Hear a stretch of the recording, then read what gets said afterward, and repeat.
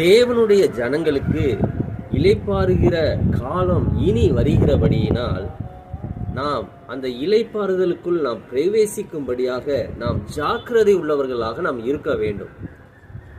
பழைய ஏற்பாட்டு காலத்திலே இஸ்ரவேல் ஜனங்களுக்கு சுவிசேஷம் அறிவிக்கப்பட்டது.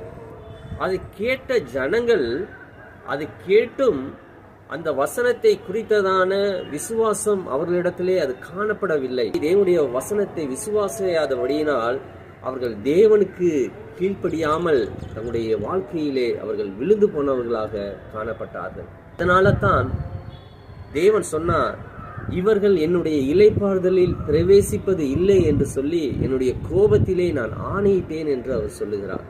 ஆனபடியினாலே என் அன்பு சகோதர சகோதரிகளே, நாம் தேவனுடைய இளைப்பாறுதலுக்குள் நாம் பிரவேசிக்க நாம் ஜாக்கிரதையாக இருக்க கடவோம் என்று சொல்லி எபிரேயர் 4வது அதிகாரம் 11வது வசனத்திலே நாம் வாசிக்கிறோம். தேவனுடைய சுவிசேஷம் இப்பொழுதும் நமக்கு அறிவிக்கப்படுகிறது. கேட்கிற நாம் அந்த வசனமானது நமக்கு பிரயோஜனப்பட அதை விசுவாசித்து அதை ஏற்றுக்கொண்டு அதன்படியாக நாம் செய்கிற பொழுது நம்முடைய கிரியைகளின் முடிவிலே நாம் இளைப்பாறுதலுக்குள்ளாக நாம் பிரவேசிக்க முடியும். ஆகவே தேவனை நாம் விசுவாசிப்போம், அவருடைய வார்த்தையை நாம் விசுவாசிப்போம். இறுதி பரியந்தம் நம்முடைய விசுவாசத்தை நாம் காத்துக்கொள்வோம். அப்படி நாம் காத்துக்கொள்கிற பொழுது அவருடைய இளைப்பாறுதலுக்குள் நாம் பிரவேசிக்க முடியும். கர்த்தர் நிச்சயம் நம்மளை ஆசீர்வதிப்பாராக. God bless you. God bless you.